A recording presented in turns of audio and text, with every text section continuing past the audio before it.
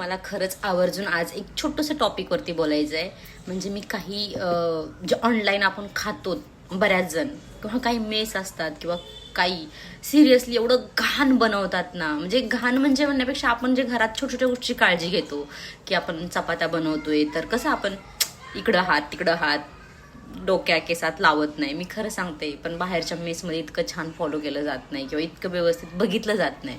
मला एवढं सांगायचं आहे की मी खरं सांगते भावांनो, जर हाऊसवाईफ भेटत असेल ना, घरकाम करणारी बाई, ठीक आहे, आजकाल ना कमवून खाऊ घालणारी बायको सगळ्यांना आवडते.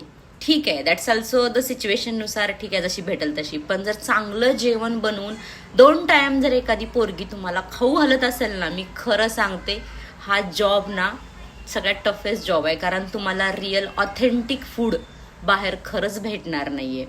आणि जर भेटलं तर त्याचे तुम्हाला तेवढे पैसे पण द्यावे लागतील. सो त्यामुळे जर तुम्हाला चांगली पोरगी भेटत असेल, 2 वेळेचं छान जेवण बनवाल ना आणि सपोर्ट कराल ना, अशा पोरीसोबत बिंदास लग्न करा भावांनो. लय मोठ्या अपेक्षा नका ठेवू, काही नाही फरक पडत. साधी भोळी जरी असेल, दिसायला ॲव्हरेज असेल, समजून घेणारी आणि 2 वेळेचं व्यवस्थित जेवण. खरं सांगते, तुमचं फूड हे खूप मोठा रोल प्ले करतं. ज्या माणसाला वेळेवर जेवण भेटत नाही ना, खरं सांगते लवकर म्हातारा होतो.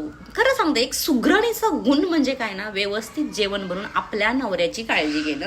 हा बेसिक रूल आहे, भलेही ती कशी काहीही असेल.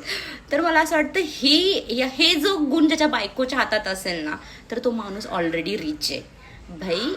असं कितीही पैसे कमवा, सटर बटर खावा, वया आधी सगळं घालवून बसा, याच्यापेक्षा ना साधी असो आपली असो सिरियसली